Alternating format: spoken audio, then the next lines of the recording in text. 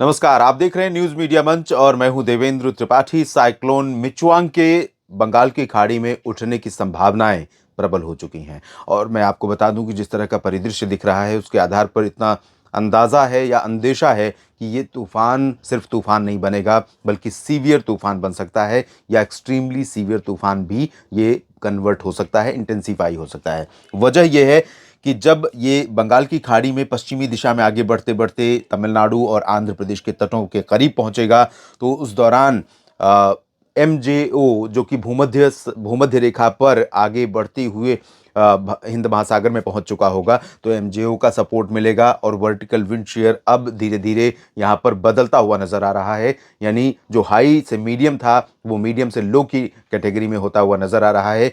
यानी vertical wind shear जितना ही लो होगा उतना ही चांसेस यहां पर प्रबल होंगे। समुद्र की सतह का तापमान 28 से 30 डिग्री के बीच यहां पर बना हुआ है, तो तमाम परिस्थितियां इसके अनुकूल हैं। प्रशांत महासागर से इसे सपोर्ट मिल रहा है, फिलीपींस से इसे सपोर्ट मिल रहा है और साथ ही साथ साउथ चाइना सी की तरफ से आप देख सकते हैं हवाएं लगातार आ रही हैं, गल्फ ऑफ थाईलैंड की तरफ से आ रही हैं। तो तमाम तरह से एनर्जी इसको मिल रही है और इसकी वजह से ये सिस्टम काफ़ी ज़्यादा इंटेंस हो सकता है। और मैं इतना ज़रूर कह सकता हूँ कि दोस्तों, कई बार अनुमान गलत होते हैं, कई बार बीच में मुझे भी लगा था कि कंडीशंस फेवरेबल नहीं है और मैंने कहा था और मैं आज उस गलती को स्वीकार करता हूं कि वो अंदेशा या वो अंदाज़ा गलत था। लेकिन अब जो परिस्थितियां दिख रही हैं, क्योंकि उस समय ये था कि जब तक ये साइक्लोन डेवलप होगा तब तक ना तो एमजेओ पहुंचा होगा, ना समुद्र की सतह का तापमान कम होगा और ना ही वर्टिकल विंड शेयर लो या मीडियम होगी, हाई बनी रहेगी। तो ऐसे में चांसेस कम लग रहे थे, लेकिन धीरे धीरे इसने टाइम लिया, इसलिए इसके प्रबल होने की, इसके स्ट्रांग होने की संभावनाएं काफ़ी ज़्यादा हैं।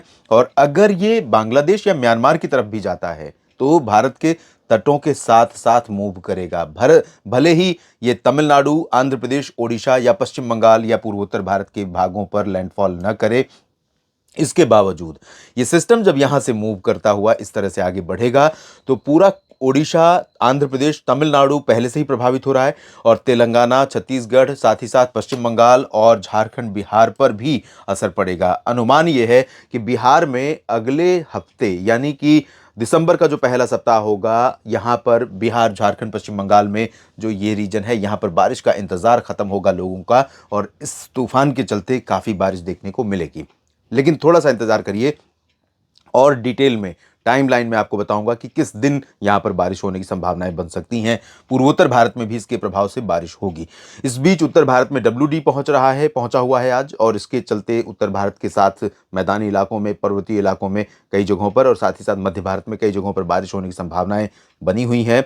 और आपको बता दूं कि कल से यहां पर हवाओं का रुख बदलने वाला है। हवाओं का रुख बदला तो मौसम काफ़ी ठंडा हो जाएगा और जिस समय ये तूफान बन रहा होगा उस दौरान बिहार समेत उत्तर प्रदेश और मध्य प्रदेश, ओडिशा, छत्तीसगढ़ इन सभी भागों में उत्तरी दिशा की हवाएं चलनी शुरू हो जाएंगी और मौसम बेहद ठंडा हो जाएगा, जिसमें पंजाब, हरियाणा, चंडीगढ़, दिल्ली से लेकर राजस्थान और मध्य प्रदेश, गुजरात तक के रीजन शामिल होंगे। महाराष्ट्र में भी तापमान में बड़ी गिरावट आने वाले दिनों में देखने को मिलेगी।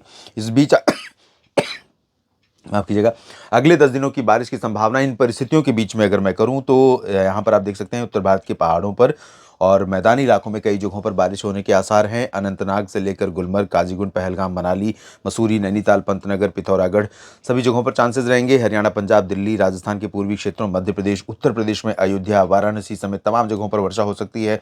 भोपाल से लेकर जबलपुर और इधर कोरबा, राउरकेला से लेकर कोलकाता के बीच में, पटना में, पूर्णिया में, रांची, धनबाद में तमाम जगहों पर वर्षा हो सकती है और कोस्टल आंध्र प्रदेश, तटीय आंध्र प्रदेश और तमिलनाडु के तटों पर इसका बहुत ज़्यादा असर दिखाई दे रहा है। यहाँ पर मूसलाधार वर्षा हो सकती है और जगदलपुर समेत दक्षिणी छत्तीसगढ़ में भी चांसेस बहुत ज़्यादा बारिश के रहेंगे।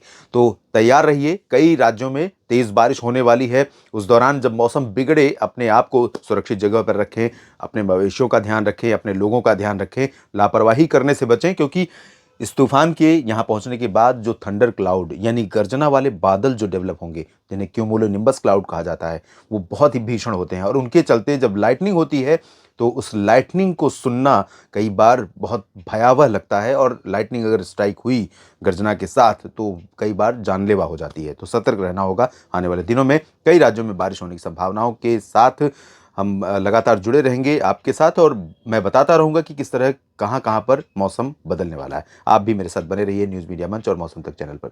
आप सभी का बहुत बहुत धन्यवाद।